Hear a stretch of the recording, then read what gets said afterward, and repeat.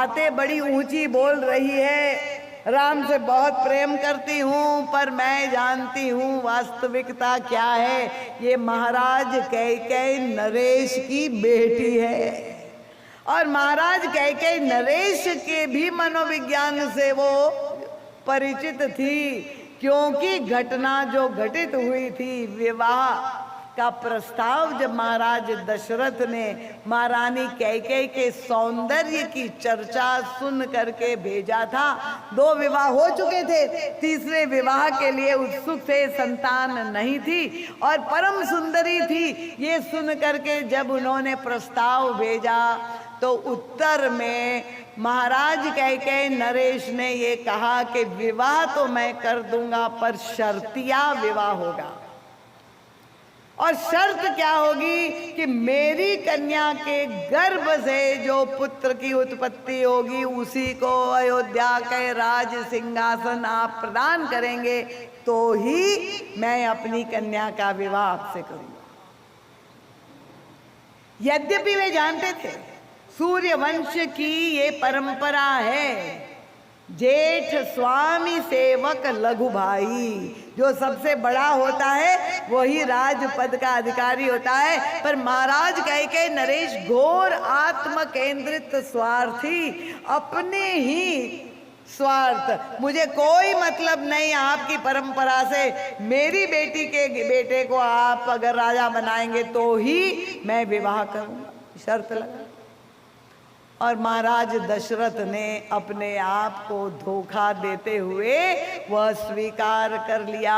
तो ये भेद बुद्धि जो थी, देह जनित भेद बुद्धि, मेरी बेटी के शरीर से उत्पन्न होने वाला बेटा, ये जो अविद्या है, देह जनित है, वही अयोध्या का राज्य का अधिकारी।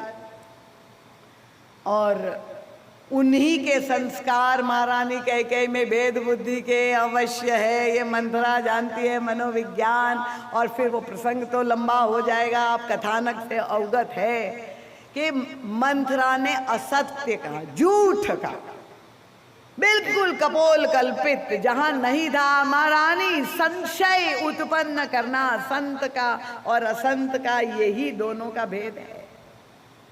असंत संत जहां पर आते हैं क्या करते हैं, संत तो भगवान भक्तों के हृदय में भगवान के प्रति अनुराग और प्रेम उत्पन्न करते हैं, भगवान के गुणों की महिमा का गान करके उनके हृदय में उसको प्रतिष्ठापित करते हैं, प्रभु के प्रति विश्वास उत्पन्न करते हैं।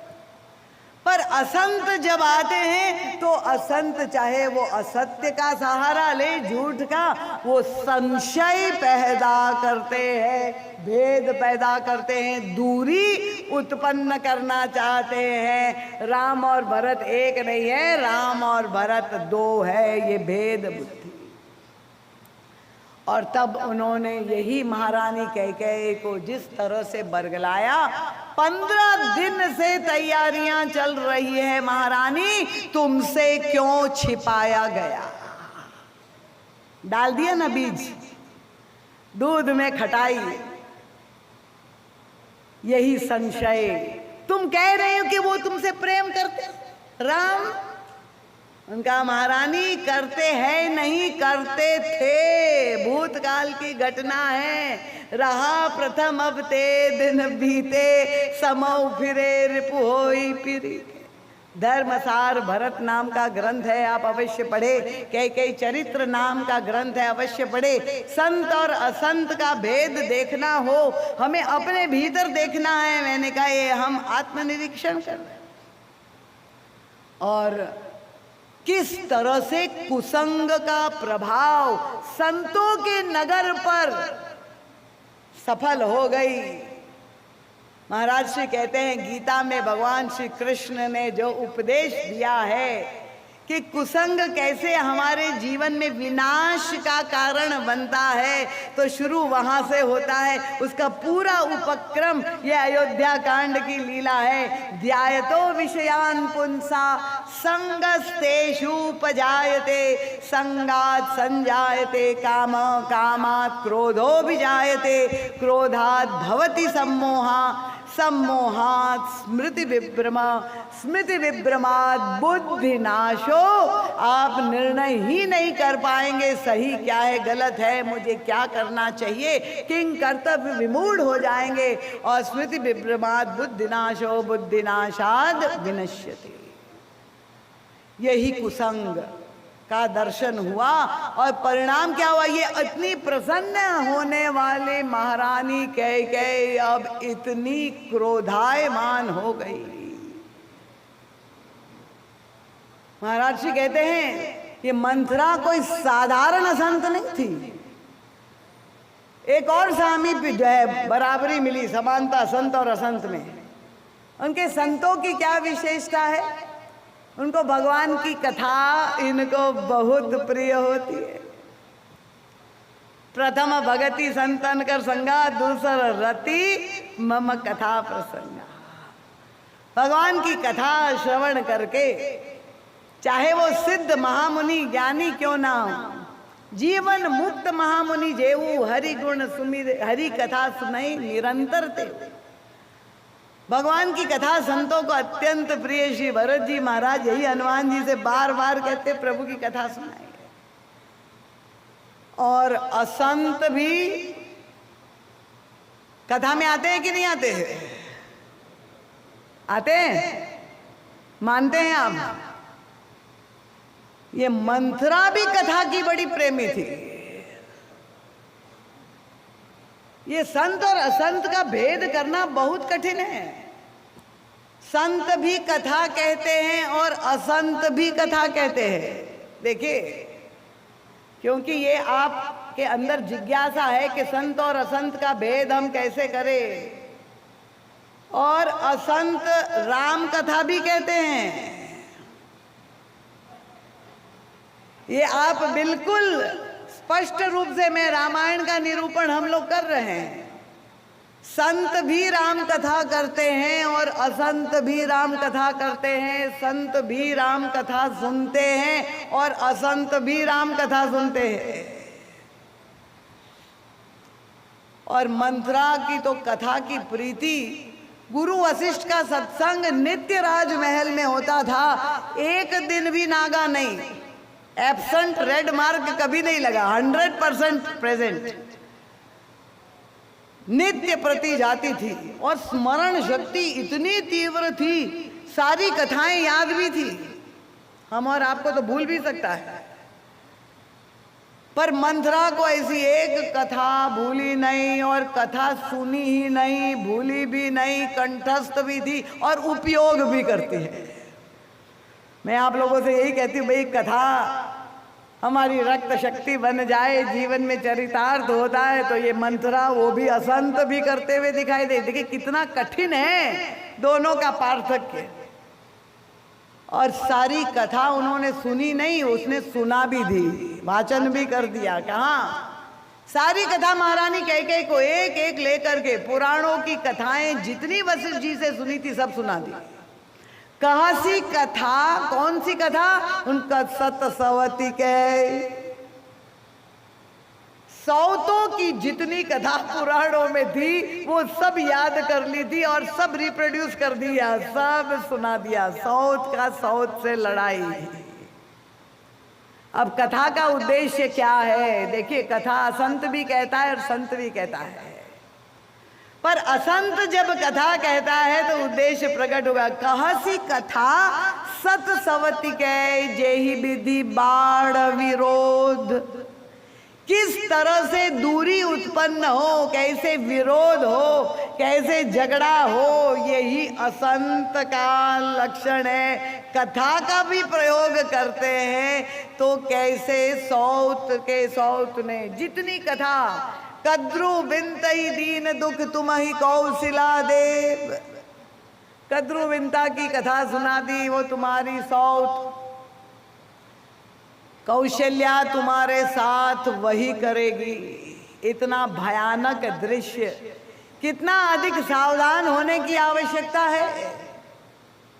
और महारानी कैकेयी, ये सारा कुसंग का जो प्रभाव हुआ, महारानी कैकेयी इतनी क्रुद्ध हो गई, ऐसी परिवर्तित हो गई, और तब क्या किया, उन्होंने महारानी कैकेयी को कोप भवन में भेज दिया। और कोप भवन में ऐसे नहीं भेज दिया, महारानी कैकेयी ने पहले अपने सारे वस्त्र उतार दिए और वो मंथरा को दे दिए, और मंथरा के सारे वस्त्र उन्होंने पहन लिए। अब आप देखिए, दासी कुटिलामती, महारानी ने उस दासी कुटिला का जो है वस्त्र पहन के कोप भवन में चली गई और पूरा उनको मंत्र दीक्षा शिक्षा सब कुछ दे करके पढ़ा करके भेज दिया। कुसंग कितना घातक हो सकता है, परिणाम सामने आ गया। क्या हुआ, महाराज दशरथ अब संध्या का समय हो गया, सांझ समय सानंद नृप आए। महाराज दशरथ कहाँ गए हो, कैकेयी गे। महाराज दशरथ भी महारानी कैकेयी के महल में आए, मंथरा भी वहीं आई, भरत जी भी वहीं आए। देखिए विचित्र बात है। और जहां वे खोजते हुए महारानी कैकेयी को इस उत्साह से आए कि आज निर्णय हुआ है, दिन में राज दरबार में मैं स्वयं जाके ये शुभ समाचार दूंगा और वो प्रसन्न होकर पुरस्कृत मुझे करेगी, वो इतने उत्साह से भर के आए। जैसे ही आए वो उनको सूचना मिल गई कि महारानी कैकेयी महल में नहीं है। अगर ये सुनकर महाराज दशरथ वहां पर सावधान हो जाते। देखिए कैसे घटना जब कोई घटित होने वाली होती है, कहां पर है, कोप भवन में है, वहीं पे रुक जाते हैं तो भी अनर्थ नहीं होता, ये भेद बुद्धि सफल नहीं हो पाती। पर महाराज दशरथ गोस्वामी जी कहते, सांझ समय सानंद नृप गयो कैकेयी गे, और कांपते हुए पैर से कोप भवन में प्रवेश करते। गोस्वामी जी ने उस समय लिख दिया, कौने अवसर का भयो गयो नारी विश्वास। ये स्त्रिया चरित्र सफल हो गया। कहाँ चले गए, मैं यही अपने शिष्यों को जो है, जो युवा वर्ग के हैं, उनको समझाती हूँ कि कोप भवन क्या है। आज के आधुनिक संदर्भ में कोरोना काल में जिसे आइसोलेशन वार्ड कहते हैं, अगर आप कोरोना पॉजिटिव है तो आपको आइसोलेशन वार्ड में डाला जाएगा। ये संक्रमण जो हो गया, छूत का रोग मंथरा से कैकेयी तक पहुंच गया, क्षय रोग, राजक्षमा, कोढ़, ये सारे कीटाणु वो कोरोना पॉजिटिव हो गई और तब उन्होंने उनको आइसोलेशन वार्ड में कोप भवन में भेज दिया। अब कोप भवन आइसोलेशन वार्ड में किसको जाना चाहिए? अगर आपकी प्रतिरोध शक्ति कमजोर है तो जाना चाहिए।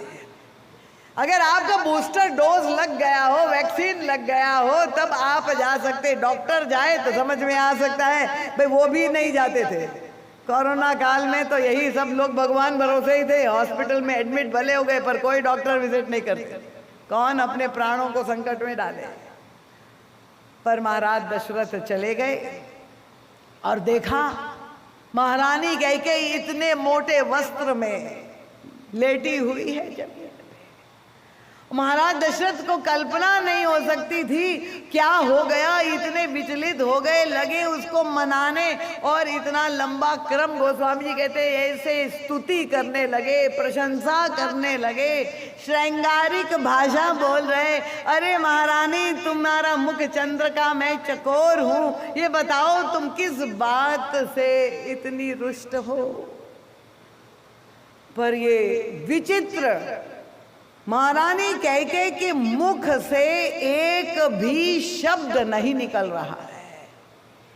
इतना मना रहे महाराज दशरथ पर, ये बिल्कुल चुप्पी साधी हुई है। और तब गोस्वामी जी से पूछा कि क्यों है, ये तो औपचारिकता है, ये बार बार पूछ रहे, बोल क्यों नहीं रहे। गोस्वामी जी ने व्यंग कर दिया। उन्होंने कहा महारानी कैकेयी ने दीक्षा ले ली है।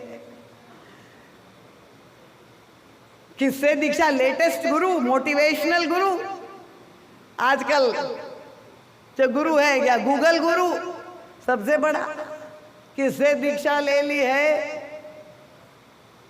तो उन्होंने कहा जो शब्द का प्रयोग गोस्वामी जी ने यहाँ पर गुरु के लिए किया, वही शब्द भरत जी के लिए भी किया।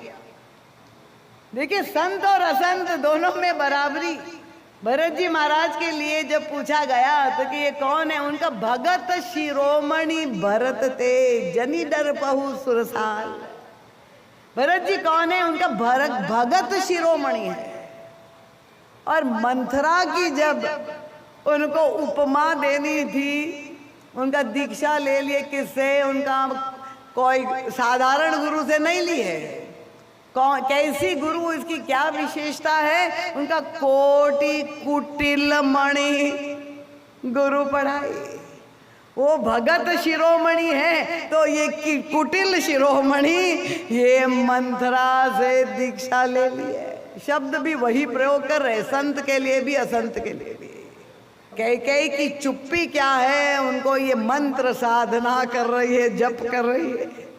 अरे कौन सा जप कर रही महारानी कैकेयी इतनी एकाग्रता से? अब गोस्वामी जी ने तो ये नहीं लिखा, पर युग तुलसी परम पूज्य महाराज जी से जब पूछा तो उन्होंने तो खोज करके निकाल के हमें बता दिया कौन से मंत्र की दीक्षा दी है। महाराज जी से किसी ने पूछा था, महाराज जी ने कहा वो मंत्र जो है आज भी घर घर में पढ़ाया जा रहा है। क्या समझाया? ये भेद बुद्धि रूपी मंत्रा ने समझाया कि याद रखना, भले तुम राम को अपना मानती हो, प्रेम करती हो, पर भूल मत जाना कि राम सौत का बेटा है, कौशल्या का बेटा है, भरत तुम्हारा बेटा है, और अपना अपना ही होता है, पराया पराया ही रहता है। ये महामंत्र जो उसके कान में भर दिया, यही मंत्र तो घर घर जपा जा रहा है। अपना अपना होता है, पराया पराया होता है। असंत यही मानते हैं, और अपने पराया का आधारशिला क्या है? वही देह। श्री राम किंकर